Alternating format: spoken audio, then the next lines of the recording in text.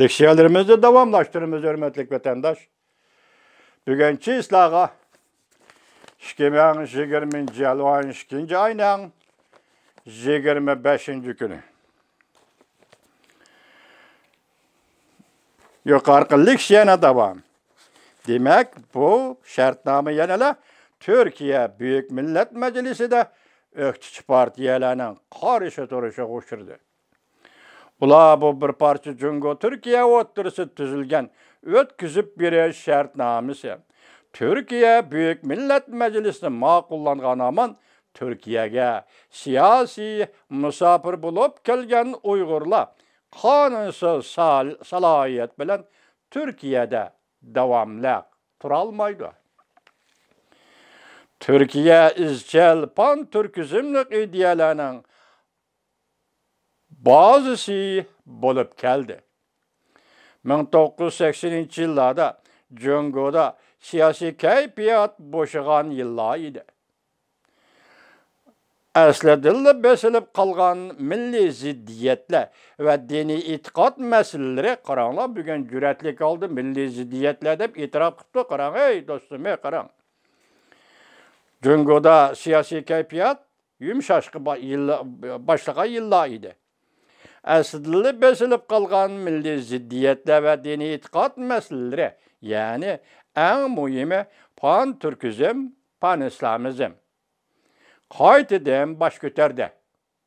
Şinjan'ın müstemlik Uyguristan'da siyaset bu idi. Bu izimle kaytıdan baş götürdü.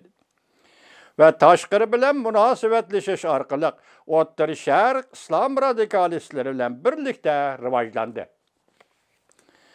1990 yıllardan başlap Cungo Şinjan'daki bölgünçiler köp kıtım zorvallık vakalarını payda kıldı. Türkiye bolsa halkara cemiyette hemmimiz Türk biz digen kıyafette oturup çıktı. Bu xil pan-Türkizmlik ideyanın özü saxta ve şunda saxta ideyalar bilen medet verdi. Cungo hükümetinin milli siyaseti bir xil siyasi ziyankeşlik de ayıpladı. Şunun için Türkiye, Cungo'dan ayrılıp Türkiye'ye yetip gelgen Şinjanlık Uygurlarga siyasi panahlık verdi. Hatta teşebbüskarlık bilen Şarkı Canubu Asya devletleri de turuşluk elçixanaları arkalık şu devletlerge yetip gelgen Uygurlarını paal celip kılıp Türkiye'ye elip gelip orullaştırdı. On minlagan Uygurlar Türkiye'de pan-Türkizmlik ideyalarının terbiyesi aslında, tesiri aslında yanılırgan Uygurlar Türkiye'ye yetip geldi, yöpürülüp geldi. İstanbul Katarlık şehirlerde alayda topluk rayla berpa kıldı. 2009 yılı Türkiye'de alakadar tarafla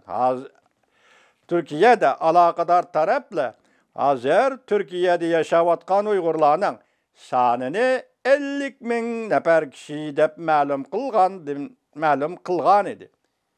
Endilikte yakından bir sallık malumatlar boyunca bu san hazır Türkiye'de yaşavatkan Uygurlar 300.000 nefer.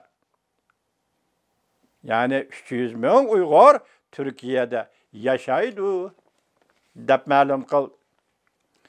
Şüphesiz ki bu iş Türkiye bilen Cungo'nun münasebetlerini ciddileştirip etti.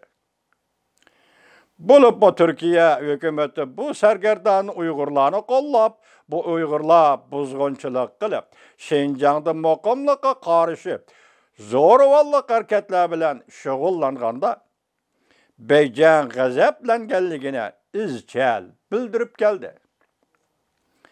2009 yılı Ürümçi'de siyasi vaka yüz bergende şu vakitte Türkiye'nin başbakanı bulup durgan Erdoğan özüge has bolgan istaşlık kılış pozisiyesi bilen şipadı bildirip erki kırgınçılık dedi ve şunun için Türkiye Cungo münasebetleri ciddi holatga kirib keldi. 2014-yili Erdoğan Türkiye Cumhuriyeti prezident bo'lib saylangandan keyin Jungo bilan bo'lgan munosabatini bartaraf qilishda aqli yo'l tutdi. İki davlat munosabati illishga boshladi. Masalan, Türkiye bilan Jungo o'rtasida o'tkazib berish shartnomasi dal 2017-yil 5-oyda Prezident Erdoğan bilan Jungo'nun reis Xi Jinping uchrashganda imzolangan edi. Şu çağda, yani Prezident Erdoğan Beijing'de çağırılgan xalqaro bir yol, bir belbog' yig'iniga qatnashgan. İki davlat boshliqlari adliya o'tkazib berish shartnomasi, qatnash, madaniyat almashtirish sohalarida hamkorlashish hujjatiga imzo qo'ygan edi. Amaliyotda Jungo Türkiye davlatlari o'zaro imzolagan o'tkazib berish shartnomasi texmi kuchga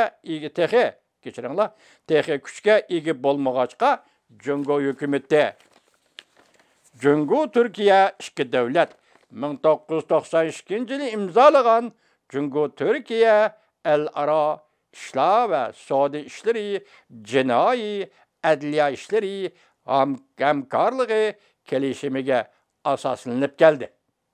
Devamını anlayışız vatandaş.